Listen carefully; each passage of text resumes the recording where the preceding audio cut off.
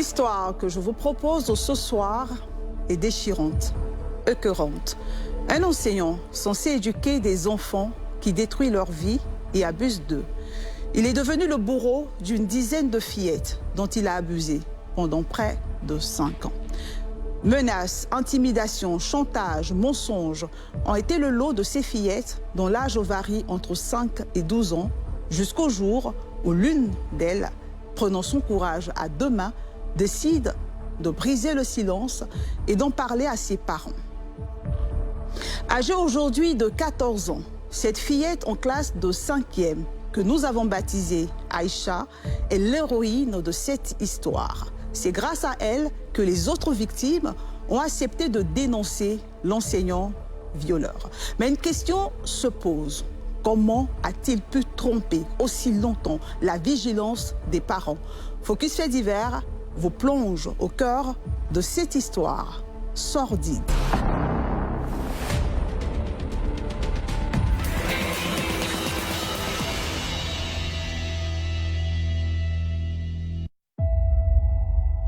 Nous sommes en octobre 2017 à Yopougon, Sidessi. C'est ici que vivent depuis des années 11 écolières, dont seulement 3 ont accepté de témoigner. Nous les appellerons Nadine, Kadi et Aïcha. Ces fillettes seront perturbées par l'attitude surprenante de leur enseignant, par ailleurs répétiteur Y.K.A. Maniant à souhait le bâton et la carotte, il savait imposer aux enfants le comportement souhaité. Les gentils viennent à la maison, quand il ne voit pas les enfants, tu ne peux pas imaginer que même Seigneur, personne même peut faire ça. Chaque samedi, les mercredis, ils payaient GABA pour nous. Surtout les filles, ils payent des bonnes choses pour les filles. Il était gentil à mes parents, il y a des fois même, il dit à mes parents qu'il faut pas vont payer. Nos scolarités, c'est le même qui payait. Il nous faisait des cadeaux, même une année même là, pendant les fêtes des mères, j'étais là et puis il a payé pain, il a emballé, il a envoyé, il a donné à mon enfant, il va donner à ta maman. Mais derrière le visage angélique de l'enseignant se cachait une attirance trop prononcée pour les enfants, notamment les fillettes. Il était tout le temps en compagnie des petites filles, ce monsieur. Tout le temps en compagnie des petites filles, tout le temps. Souvent même, il dit aujourd'hui, les garçons ne viennent pas, c'est les filles seulement. Hélas, cette attirance était d'ordre sexuel. Un jour, l'enseignant jette son dévolu sur la petite Nadine, alors en classe de CE1. Il use de perfidie pour influencer la fillette et lui faire subir sa sale besogne. Mon maître de maison m'a demandé que il m'a dit comme j'ai mal fait mon exercice, il va me demander, comme j'ai peur de chocolat, il va me demander quelque chose, il va me demander autre chose en dehors de ça. Et du coup, il m'a dit qu'il va me demander le sexe. Et puis d'abord, il a commencé à me toucher, il a commencé à me sentir bizarre. Il a commencé à me toucher. C'est lui-même qui m'a déshabillée. Il m'a déshabillé, il a enlevé mon caleçon. Et puis, au commencement d'abord, il a mis sa main pour toucher. Et puis après, il a mis son sexe là-bas. Pour contrôler ou influencer sa victime au risque de se voir dénoncer, il use de menaces permanentes. Il m'a dit si on va le dévoiler, il y a ses parents à la justice avec le commissariat, dans tous les commissariats, ses parents là-bas. Donc si on va le juger, lui-même va retenir l'affaire et puis c'est nous-mêmes qui serons en prison. Les menaces de l'enseignant font leur effet sur la fillette qui craint le pire. Elle a du mal à s'ouvrir à ses parents. Quand il fait ça, je me sens pas à l'aise. Donc un jour, dans mon cœur, je me disais qu'il est sorti pour aller dire à les femmes de la cour là. Donc quelque chose me dit aussi que si tu t'en vas dire, puis prends quelque chose pour ton sommeil, et puis tu meurs. Donc c'est comme ça, j'ai eu peur, et puis je n'ai pas dit à mes parents. Apeurée, intimidée, Nadine se referme de plus en plus sur elle-même. Elle souffre énormément et vit seule les affres de cette agression sexuelle, tout en dissimulant son mal à ses parents. Ma démarche, ça a changé, je ne marchais pas bien comme avant. Et puis je me sentais bizarre, et puis il y avait des trucs qui coulaient là. Conforté par son emprise sur la fillette et sa largesse envers ses parents, l'enseignant ne se gêne pas pour faire une révélation effroyable à la victime. Une fois, je l'ai écrit sur le feu. Il m'a dit que c'est pas mon seul qui faisait, avec mes camarades, mes propres camarades aussi. Quand il se passait les demander, elles ont dit que c'est vrai. Que elles-mêmes, même, la même chose qu'il m'a dit, c'est la même chose qu'il a dit, que c'est vrai. Que si ça, qu'elle me met un peu de dialogue. Voilà maintenant 5 années que l'enseignant abuse sexuellement à l'insu de tous, d'une dizaine de fillettes qu'il enseigne depuis le primaire. Sachant que ses victimes sont en classe d'examen, il accroît la pression. C'est au CM2 quand je devais passer le CEP. Il a dit si j'acceptais, il allait me donner le CEP avec mention. Et après le CEP, il m'a dit que je devais le remercier pour ce qu'il a fait pour moi. La première fois, nous étions à l'école et la deuxième fois, nous étions chez lui à la maison. C'était un samedi quand il a envoyé mes autres amis et nous sommes restés seuls dans la classe. Là, la deuxième fois, c'était chez lui à la maison. Il a aussi envoyé tous mes camarades et puis je suis restée seule.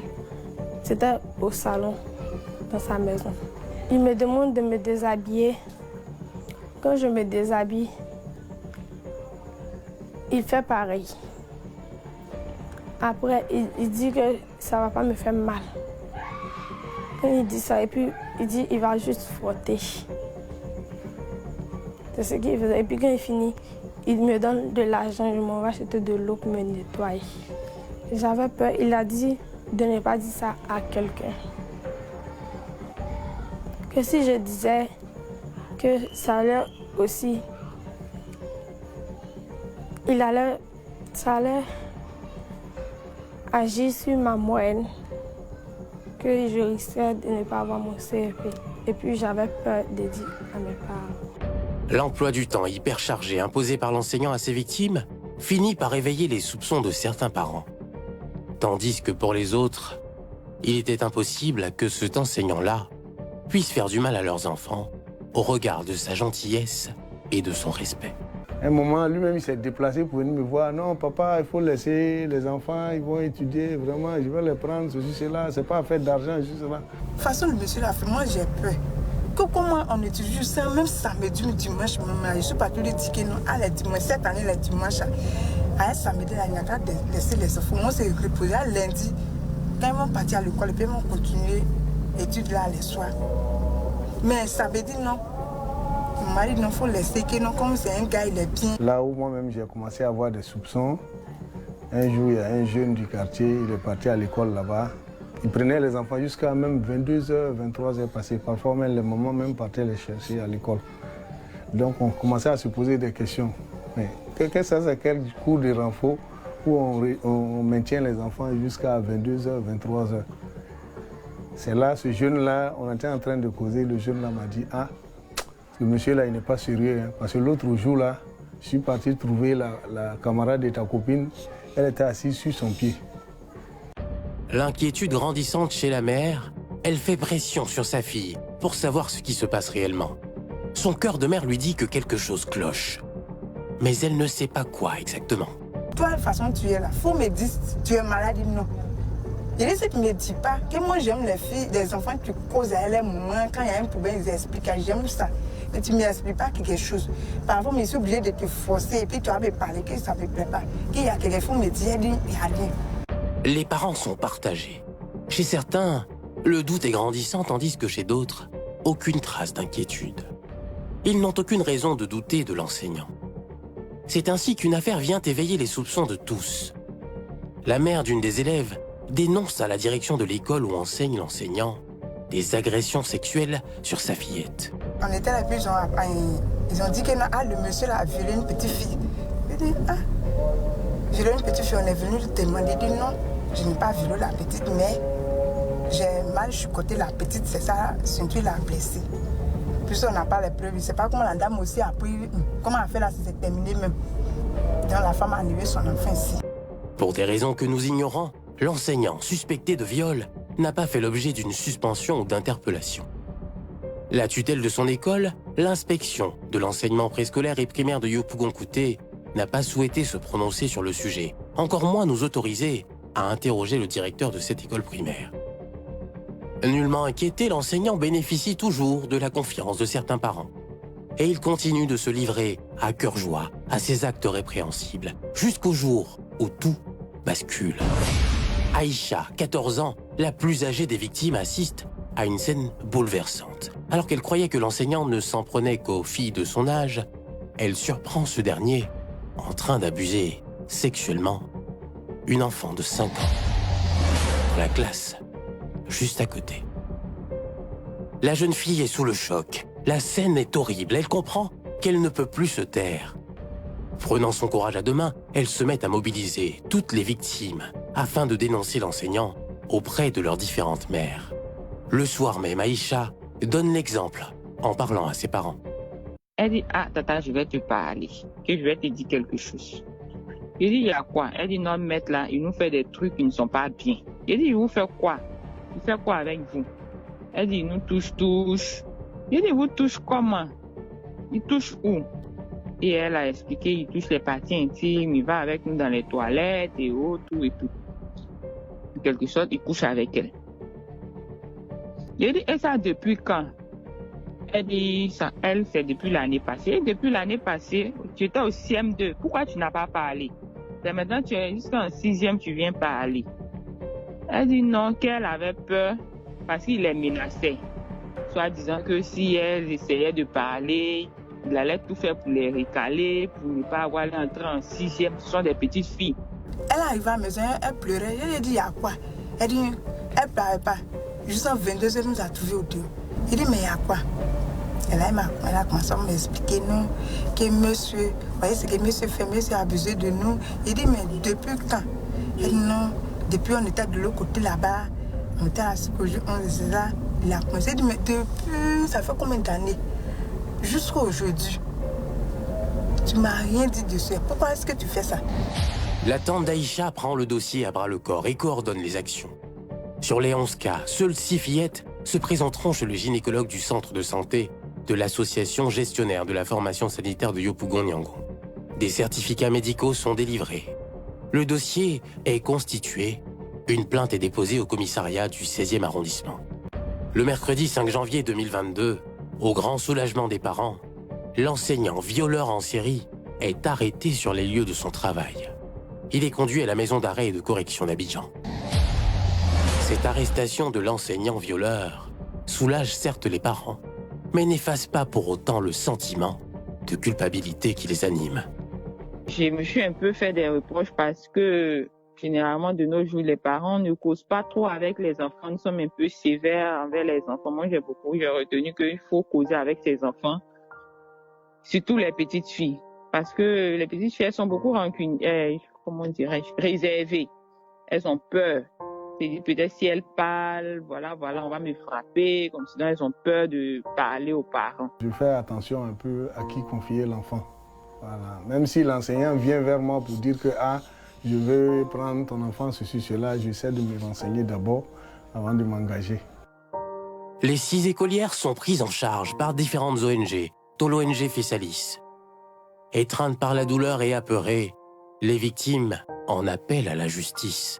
Quand je pense à tout cela, je ne veux plus que ça se répète. Et j'ai peur qu'ils reviennent pour venir refaire ce genre de choses. Je veux qu'il soit puni pour tout ce qu'il a fait, à moi et à mes camarades. Devant la gravité des faits, parents et experts s'accordent sur l'absence d'éducation à la sexualité. Nous demandons aux parents aujourd'hui de commencer l'éducation sexuelle avant la maternelle. Surtout éviter de dire il est petit, c'est pas lui qui va vers, mais il y aura des pédophiles, des pervers qui iront vers votre enfant. Et donc c'est de dire à l'enfant, si quelqu'un te touche ici, viens dire à maman, je ne vais pas te frapper. Il faut laver ses enfants. Les personnes qui lavent leur enfant, quand vous allez toucher vers son sexe, s'il a subi un abus, il va te dire ça fait mal. Ou bien tu vas sentir qu'il va faire un mouvement et tu vas dire mais qu'est-ce qu'il y a? Donc c'est pour ça qu'un parent, quand ils ont 4 ans, 5 ans, il faut au moins une fois dans la semaine ne pas laisser la servante, la nounou seulement s'occuper de votre enfant. Et le répétiteur ne peut pas et ne doit pas être seul dans une maison avec un enfant. Un enfant est un être vulnérable qui a besoin de protection et qui a besoin qu'on communique.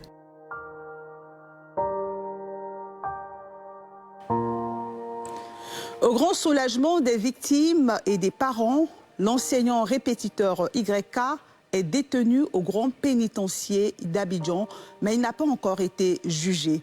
Résidant toujours dans le quartier Sidessi, non loin de leur école primaire, Aïcha et Kadi restent hantés par les faits. Elles évitent les alentours de cette école de peur de se rappeler des souvenirs douloureux. Quant à Nadine et à sa famille, elles ont dû déménager du quartier pour se reconstruire. Le combat des parents et des victimes n'est pas encore terminé. Tous attendent le procès de l'enseignant violeur en série et surtout un verdict à la hauteur du préjudice causé. L'affaire est toujours en instruction et nous rappelle combien de fois les hommes peuvent avoir plusieurs visages. Bonsoir.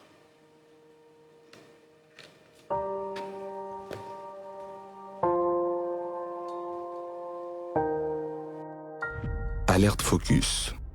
Selon une information rendue publique par la plateforme Bénévole Police Secours, cet adolescent de 16 ans, répondant au nom de Zeye Bikwe Junior, domicilié au quartier d'Okui Azur, est introuvable depuis le dimanche 25 septembre 2022.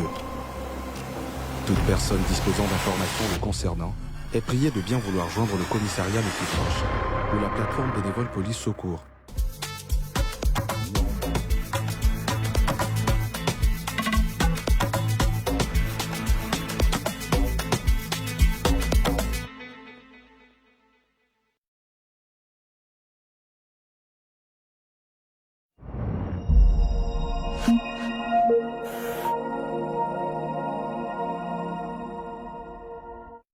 Tout commence ici, avec un ballon, un terrain